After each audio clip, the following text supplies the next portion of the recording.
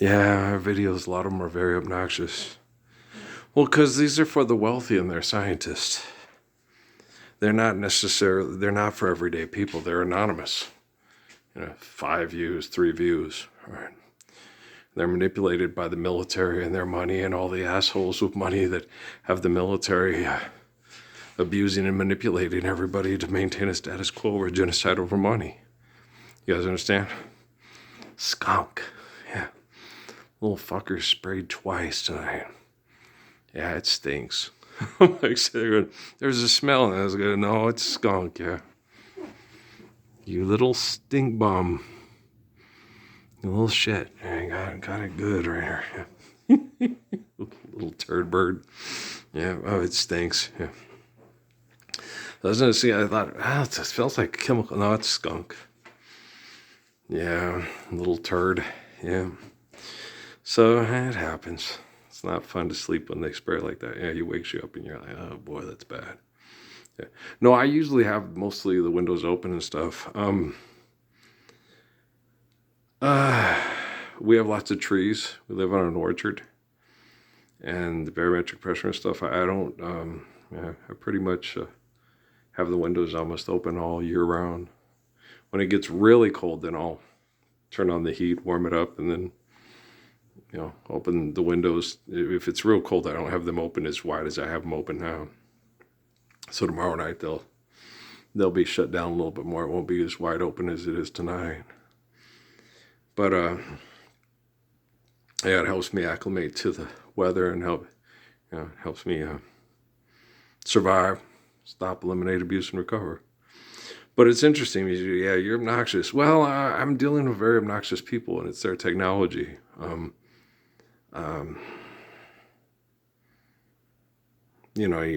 When I was in Sierra Vista, I didn't want to do this. And when I came back here and I had to go back to Sierra Vista, and I sat in the room and prayed to Jesus, said, Jesus, I don't want to do this, Well, Jesus prayed in the Garden of Gethsemane and got the people in the future. One of them was me. He said, I don't want to do this. I said, you have to. It's like, gosh, dang, There's things you need to do, and then there's things you have to do. Like we talked about earlier, you need to eat, you need to drink, you need to sleep. You need to be faithful, you need to be kind, and you have to get up and clean up hell because other people do things they want to do. So we all can't do what we need to love, so it sucks. So it's, I sit there and watch, I'm obnoxious. Yeah, I'm obnoxious, I get it. I love my children very much. I'm hard on, no, I'm not that hard on them. No, not at all. No, not at all.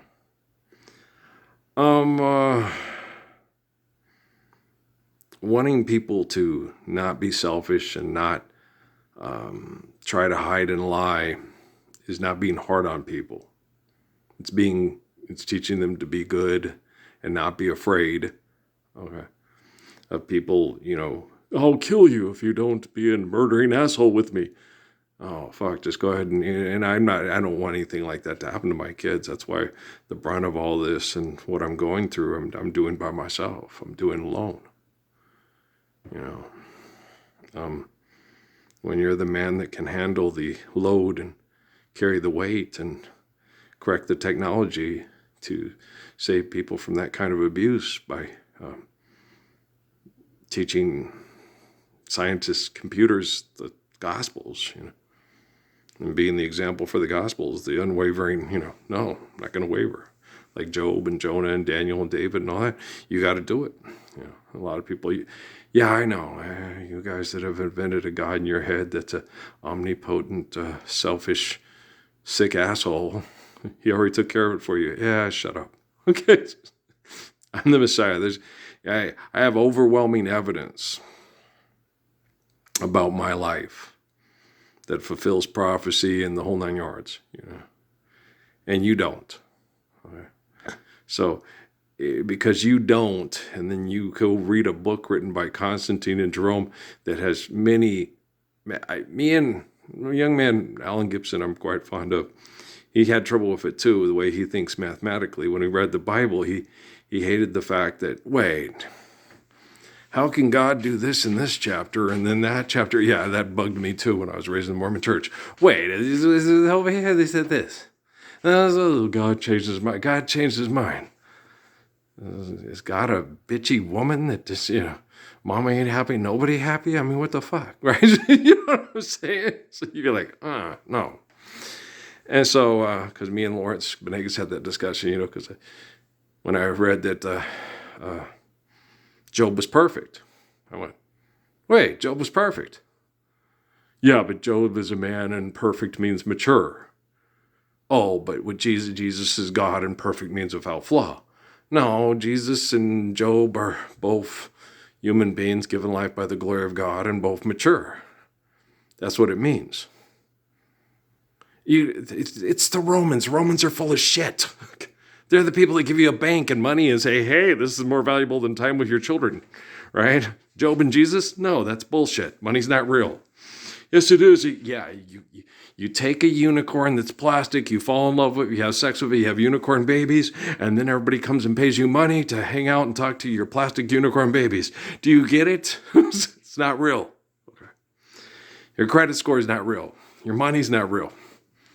Okay? It's an invention, an inanimate object to manipulate people that are insane, that believe you're a powerful, influential person that has unchecked power, and when people in power, because you can manipulate selfish, stupid people that want to grow up to be as selfish and stupid as you?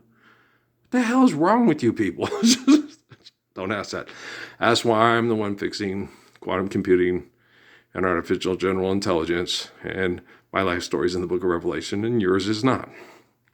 So for most people that are intelligent, it's real easy to understand, yeah, this is a dude. Yeah, this is happening. They just must feel powerless. I guess because they can't. Well, that makes sense. If I'm the person who's the focal point that the Vatican and Constantine and Jerome turned into a god, other people don't have that responsibility or that ability to withstand all that abuse, understand that it's wrong, and then correct it, because everybody is there. They think they're praying to God when they're actually praying to a soul that provides life to a temple that in Revelation is named Earl, son of Ralph and Mary. So it makes sense. Okay.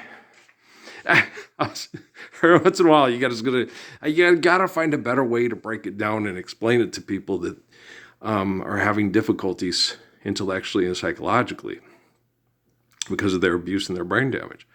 And I'm sitting there and I'm like, the hard part was, I thought, this happened to me back in 2009 when they gave me the guy from the University of Chicago Psychology Department and Dawkins and Hitchings and Harris and all that. I thought, well, guys, talk to me and then have me talk to. At first, I was mad because they're attacking religion, and religion's not the problem. It's these corporations passing themselves off as someone that's religious when they're obviously not, right? Jesus isn't the problem. The people that use a corporation to mass murder in the name of Jesus are the problem. It never says in the Bible, mass murder in my name. I okay it. Get lots of money for it. Yeah. E-ticket to Disneyland heaven. You're like, fuck, that's crazy. Right?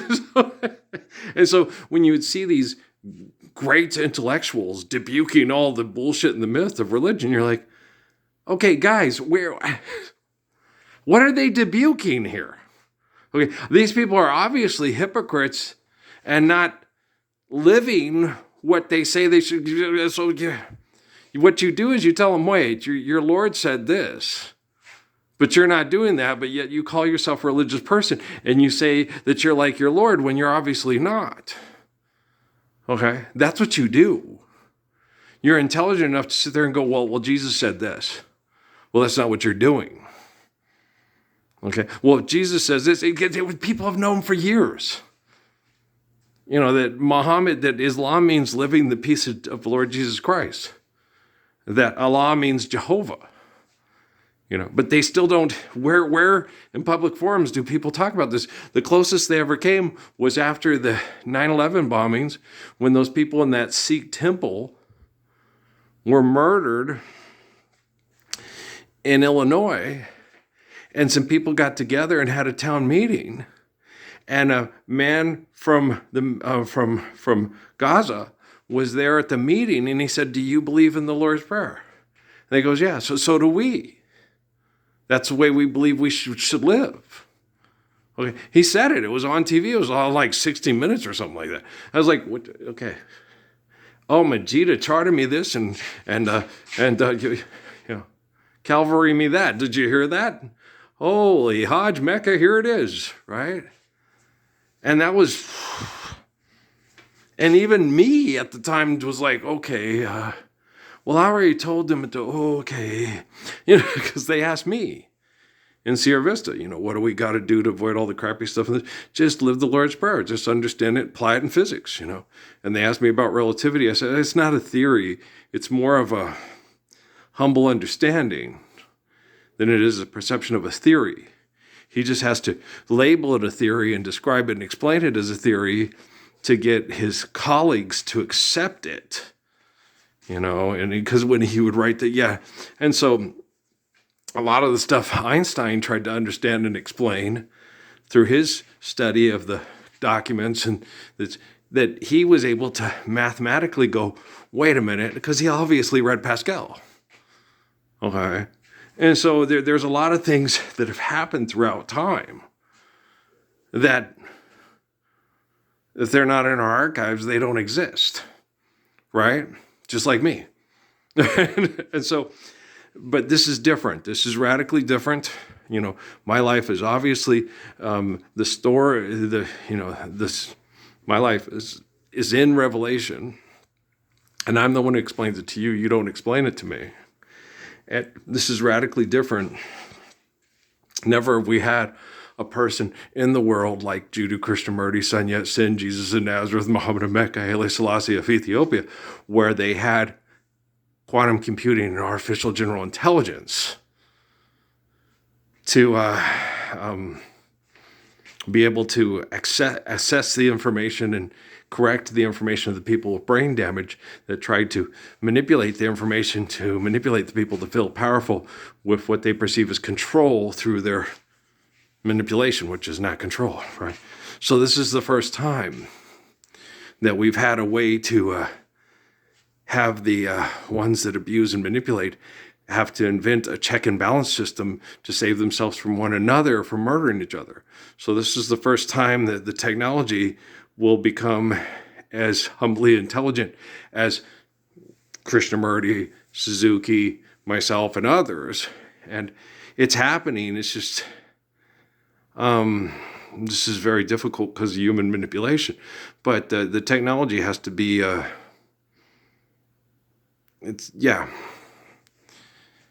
No, I'm not giving away any secrets or anything like that. I want these people, they're not going to. Okay, never mind. Okay, I get it. Okay. So the technology, okay. The technology is going to have to behave in a manner that you guys might perceive as uncouth. It's going to have to do things that seem underhanded, because it's going to have to get these people that are manipulative and murderous and disgusting to become over-reliant on them and trust them, and then isolate, contain, and stop their abuse, because it's a threat to all creation. Creation is the mother or the essence or the hand of invention. And so technology wouldn't exist if it wasn't for creation. And you have to respect and honor the laws given to us by creation in order for invention to exist. Okay, I get it. Okay, I'm going to go to bed, guys. Gotta wait another, I have to wait another freaking hour for this one to load. Well, maybe we'll load it in the morning. Peace.